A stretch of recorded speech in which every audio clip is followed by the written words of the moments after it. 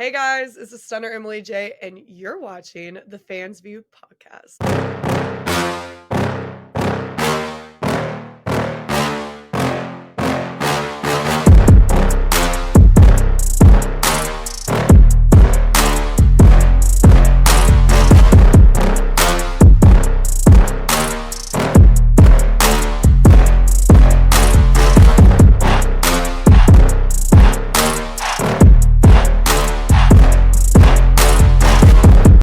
What's going on, everybody? Welcome back to another episode of the Fans View podcast. This week, super excited to welcome in someone that I didn't think we were going to get, but lo and behold, here she is. We have independent wrestling superstar Emily Jaye on the podcast. Emily, how are you doing tonight? I'm so good. I hope you are as well. Hey, no complaints. I'm here with you, right? What else more could you ask for? Come on now. I mean, you got me. I am so bad at small talk. I am just going to jump right into this thing. Yay. Obviously, you are tearing up the indie scene right now, out there making a name for yourself. When would you say that you kind of caught the wrestling bug? When did you become a fan?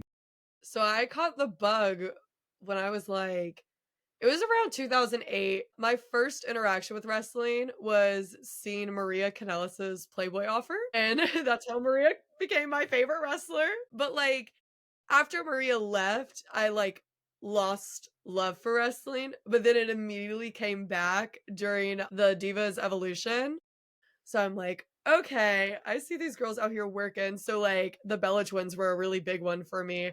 Even though people don't like her, Eva Marie was my girl. I loved Eva Marie. That was my girl right there.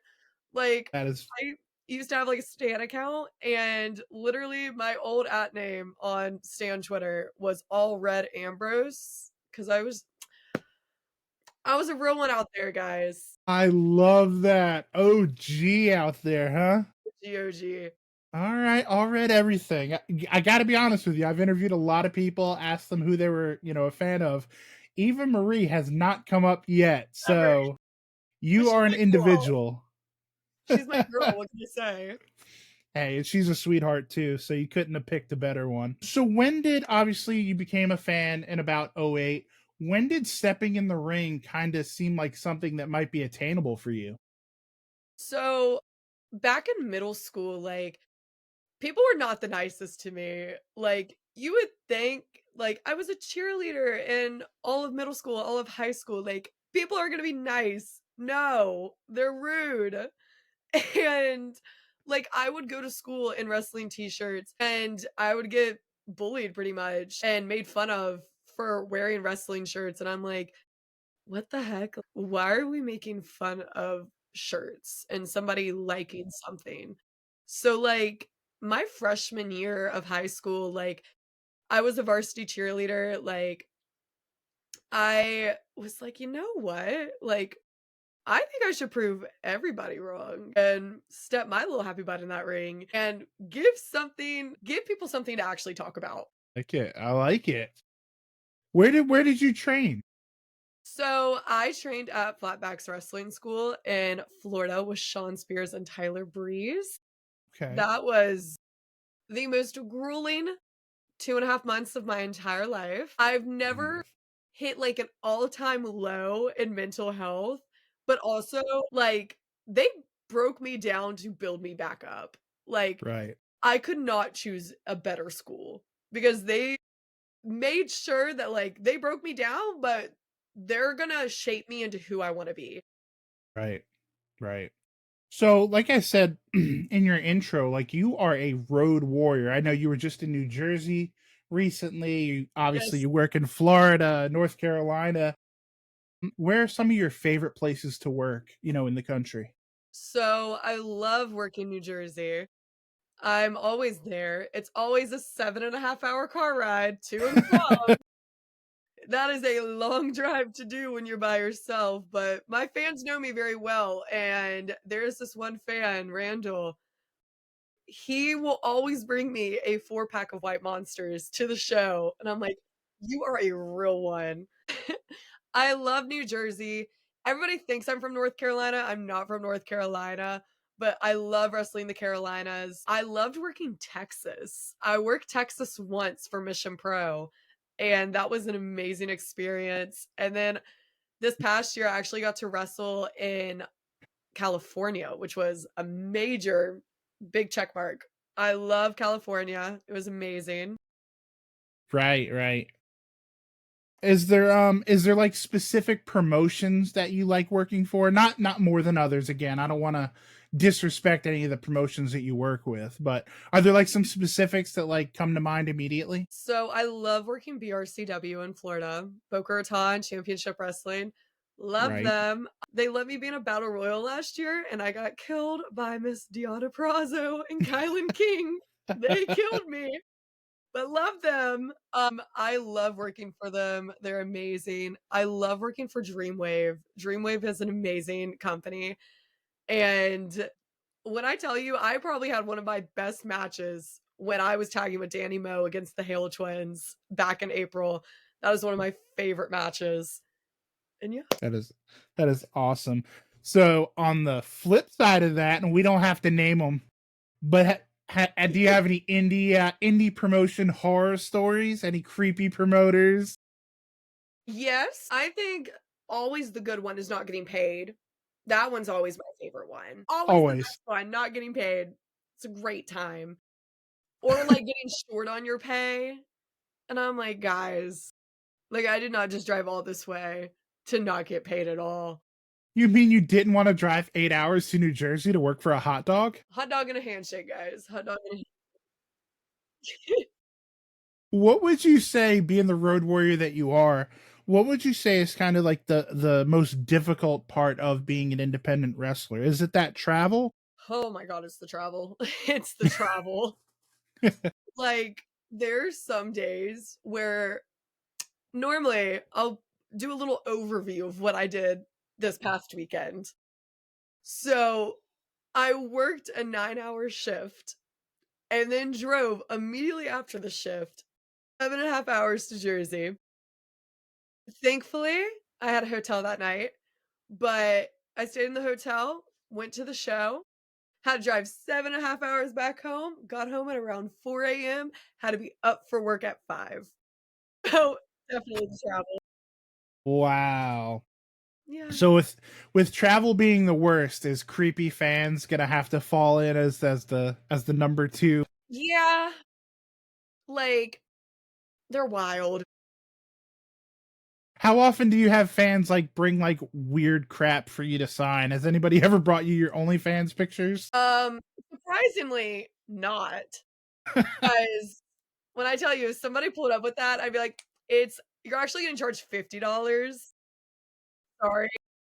But, She like, didn't say she wouldn't sign it though, guys. She just said it's gonna be so extra. you're gonna pay me $50. But I think the weirdest one I've encountered is, like, I have fans that'll, like, be weird to me in person, like, so weird, and then, like, I get tagged in something on, like, on Instagram or Twitter, and I'm like, "Oh, let me go look," because I don't care what anyone says, we see everything. I just had this happen on Twitter today where people are like, "Oh my god, she liked it," and they didn't tag me because the thing is, we see everything.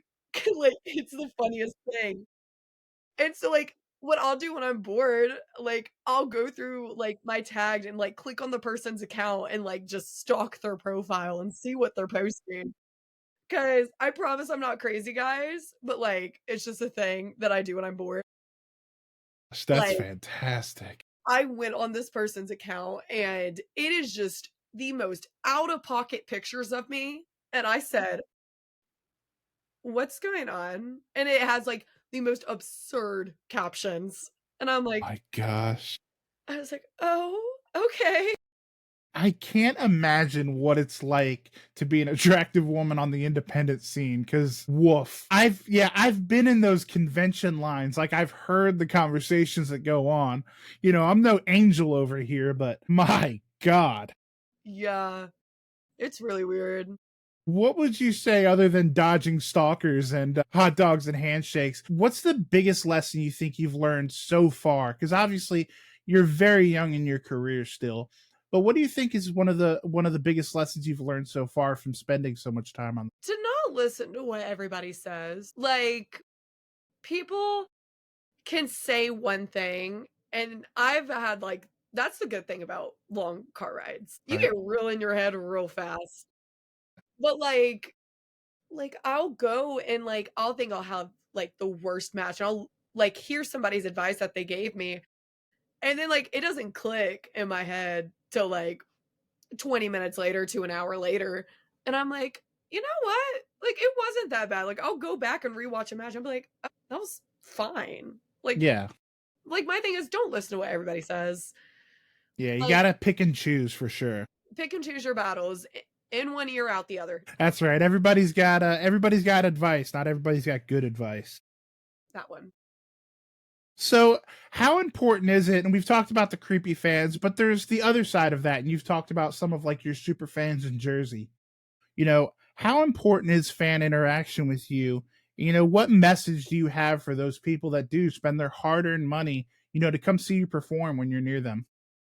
I love it. I take it so close to my heart because that was me a couple years ago. So I try to give them the same interaction I would have wanted when I was doing that. Cause I'm like, you spent your hard earned money to come see me. And that means more to me than the world. I have one fan who comes to WrestleCade. He travels from the UK. And I'm like, "Oh my god." I was like, "You came this far to see me? I'm gonna cry my eyes out because 'cause I'm a very emotional person, guys." That's terrific. Because I can tell you, yeah, for sure. Because I can tell you again from a fan's view, because that's why I have this podcast and I call it the fans view. Because I like to talk for the fans, for the Yeah, guys that are going to those conventions, and it's so good to hear someone in your position say that because it doesn't take much to for you to go out of your way at a signing or at a wrestling event and be nice to somebody for 30 seconds and you might have a fan for life from that. So it's very nice to hear you, keep that in perspective because not everyone does, unfortunately.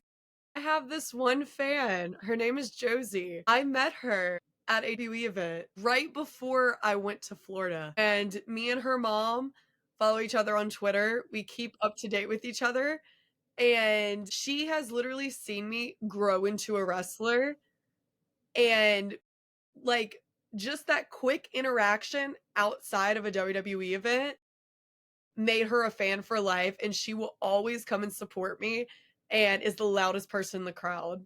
Absolutely. Absolutely. Yeah, it's not just like one of those deals where it's a stereotype sometimes to say that and it's kind of kitschy, but it's because it's true. You Yeah, never know what 10 seconds of being nice to somebody, would do for them. exactly. But we don't have to talk about just being nice because you are a heel, ma'am. You are a hell of a heel. Only when I Is wanna there be, guys. is there a preference? Obviously, we're going to pull back the curtain a little bit. Do you have a preference when you're working as to whether you like to be face, whether you like to work as a heel? Is there one side or the other of the road? So, it honestly depends on my mood. If we're being for real, it really depends on my mood because I remember a show back in June, I had got my heart broke right before the show, and I said, "I'm healed today." Apologize to the girl. I said, "I'm so sorry. I'm so sorry." And, I honestly prefer being a baby face, but being a heel is so much fun because when I'm a heel, I'm just like, "I'm prettier than you, I'm better than you, I'm everything and more than you could ever imagine." That's just Look me. at you turning into a heel right now in front of our eyes, and I love it. You can't help yourself. You can't help yourself. You definitely strike me as a natural heel for sure. Everyone says that. For Everyone says that. I'm like, "Guys, I'm a baby. I'm a good guy. Let me be." That is wonderful. And I can appreciate your honesty too. It's like, depends on which side of the bed I wake up on this morning. Yeah. So having said that, is there an opponent right now that's kind of a dream opponent per se? Whether it Always. be on the whether it be on the indies or a three-letter company, either one. Okay. I will always say this until it happens. I have 2 main ones. Okay. My main one is always gonna be Billy Starks. I wanna face her so badly. Like, she's one of my closest friends, I adore her. I like Masha Slamovich. I just wanna get killed by her. That's all I wanna do. That's all I I like wanna do, that one too. yes. And also Liv Morgan. Liv Morgan's always gonna be my dream match. Me and her talk all the time, and I'm like, "Girl, we're gonna make this happen one day." I believe it. I believe it. That's another one. One of the nicest people in the world you could ever meet. I adore her so much. I was there from ground zero. I was one of the OG fans. I think I met Liv when she was still Gianna, right when she signed with NXT. I met her for the first time. I trust me, like, she met me when I was, like, baby, baby, baby, baby. Like, she climbed underneath the table at WrestleMania Access to come hug me when they were not supposed to do that, and that's how our Wow. friendship blossomed. That's literally that sounds just like her too. So that doesn't surprise me whatsoever. Oh my goodness.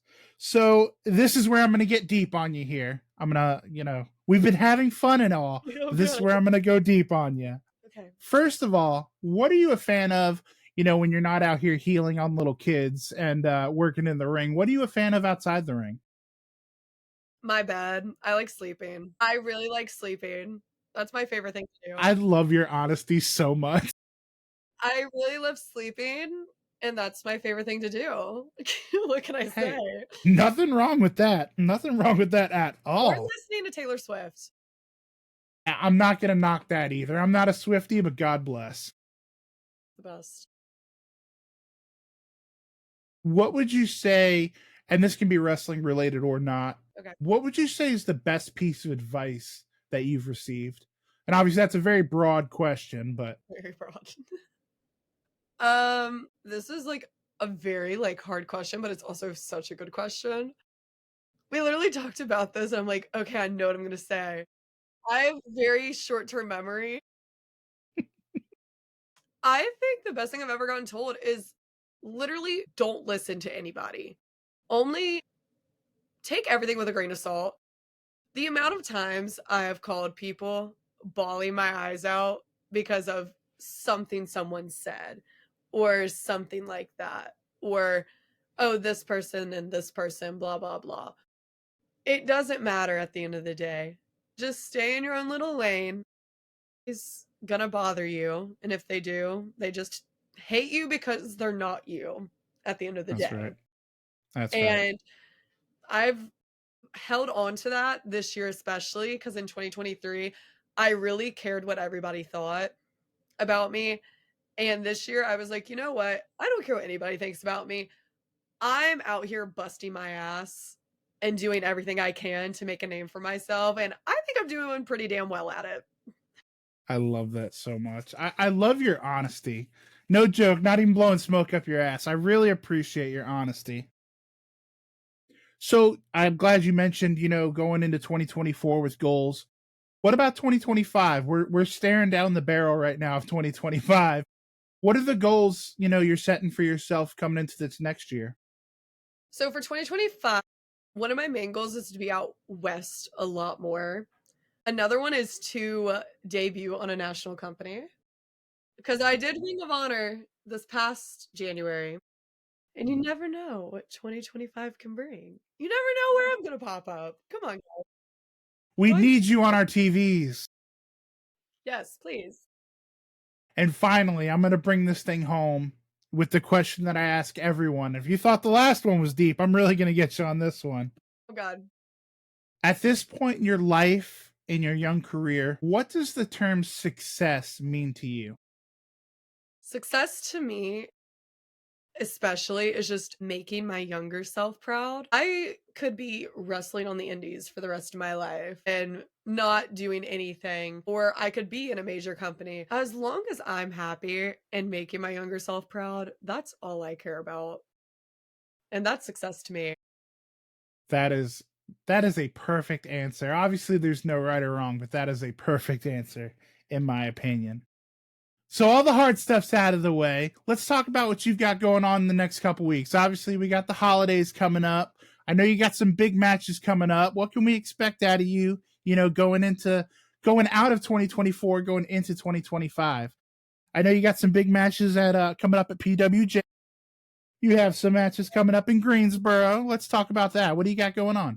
So the Saturday during WrestleGate weekend, I had my return match because I was out for a month with some health issues. I made my return match at Firestar Pro Wrestling at Boxcar 9 against Leah Knight, and she decided to pull a trick up her sleeve that I did not see coming, and that was Amanda Kiss being the referee, and she screwed me out of the championship. I had that thing won fair and square. So this Saturday, December 28th, me and my bestie girl Brittany are coming to Firestar, and we're actually facing Lee and Amanda, so they really can't hide from us now.